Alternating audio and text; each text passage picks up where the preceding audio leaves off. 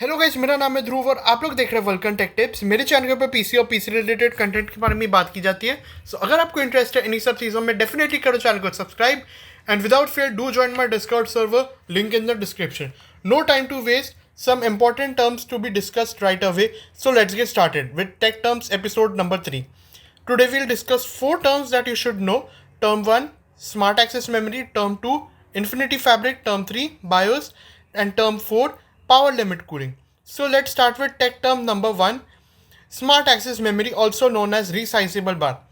अब ये smart access memory है क्या? So what use to happen before the launch of this technology, आपकी जो वी रैम थी of graphic card, that was only 256 MB it accessible to the C P U and remaining of it was use by the graphic card.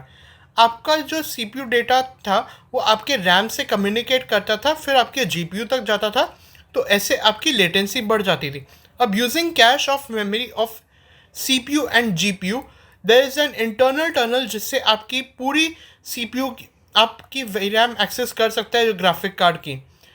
So there is less latency. So आपको जो games में आपको F P S बढ़ के देखने को मिलता है, सो दैट्स नाइस.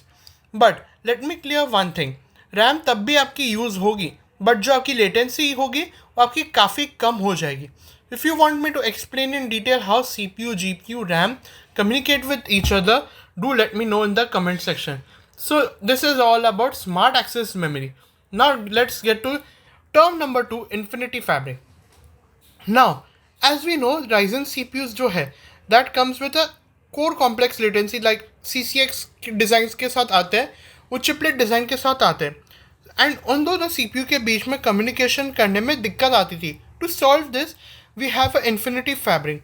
इसको सिंपल लैंग्वेज में समझाऊँ तो एक धागा है जो दो चीज़ों को कनेक्ट करता है. अब ये इन्फिनिटी फैब्रिक आपके सी पी यू के बीच के कम्युनिकेशन का काम करती है. Up to a certain limit of RAM memory, आप जितना ज़्यादा अच्छा मेमोरी स्पीड, उतना ज़्यादा आपका इंटर कोर लेटेंसी.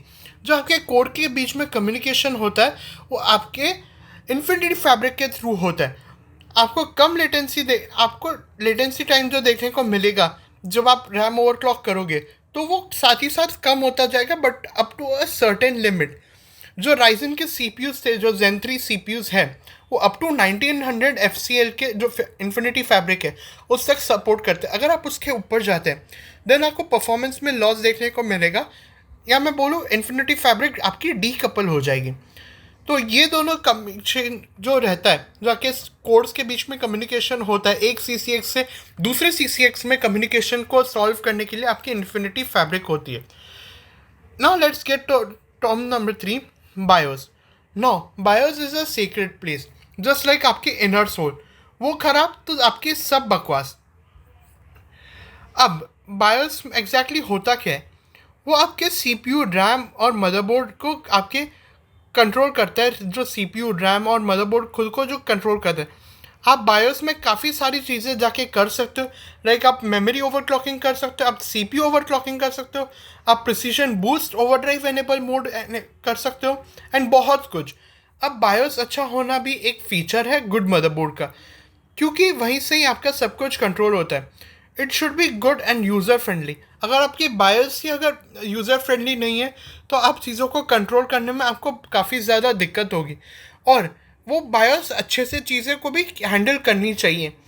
बायोस, एक चीज़ मैं बताना चाहूँगा, अगर आपके इसमें विंडोज़ भी इंस्टॉल नहीं है एंड अगर आप चेक करना चाहते हो आपका पीसी सही से वर्क कर रहा है कि नहीं, then BIOS is the first thing that is going to boot. भले ही आपकी विंडोज़ इंस्टॉल नहीं है तब भी you can access it using delete key and F3 key while booting up. तो वहाँ से आप बायोस को एक्सेस कर सकते हो. तो ये तो हो गया आपकी बायोस के बारे में. Now let's get to term number 4, power limit cooling. Power limit cooling is a method to cool down your C P U by compromising performance. अब पावर लिमिट कूलिंग तब यूज़ होता है when you want to achieve a certain temperature. उसके लिए आपकी power consumption कम हो जाती है एंड साथ ही साथ आपकी क्लॉक स्पीड्स भी हेवीली डाउन हो जाती है, जिससे आपको मेजर इम्पैक्ट पड़ता है आपके काम में. जो आप गेमिंग करते हो या आप C P U heavy task कोई भी करते हो, आपको उसमें मेजर इम्पैक्ट आपको देखने को मिलता है. You can use this when you are not doing any core heavy task, जैसे आप यूट्यूब देख रहे हो या आप एक्सेल शीट बना रहे हो या आप इवन कोई जूम मीटिंग अटेंड कर रहे हो या कोई भी कोर हैवी टास्क आप नहीं कर रहे एंड आपको तब भी हीटिंग इश्यूज आ रहे हैं, then you can switch to power limit cooling. आपको काफ़ी बेटर परफॉर्मेंस आपको देखने को मिल सकता है in terms of temperatures. Basically this method is use in laptops, क्योंकि आप लैपटॉप्स में काफ़ी कूलिंग नहीं कर सकते। आप हद से ज़्यादा आप थोड़ा बहुत अंडर वोल्ट कर सकते हो, कूलिंग पैड लगा सकते हो, बट अगर आप ऐसे कूलिंग पैड भी मुश्किल से आप ऐसे ऑप्शन रहेगा आपके बजट के हिसाब से। बट अगर आप पीसी में देखो तो आप अंडर वोल्ट कर सकते हो। आप कूलिंग के लिए अलग से सोल्यूशंस लगा सकते हो, थर्मल पेस्ट लगा सकते हो, आप बहुत कुछ कर सकते हो। लैपटॉप्स में कि एक लिमिटेशन है, इसके लिए आप पावर लिमिट कूलिंग आपके लिए काफ़ी ज़्यादा बेनिफिशियल हो सकता है।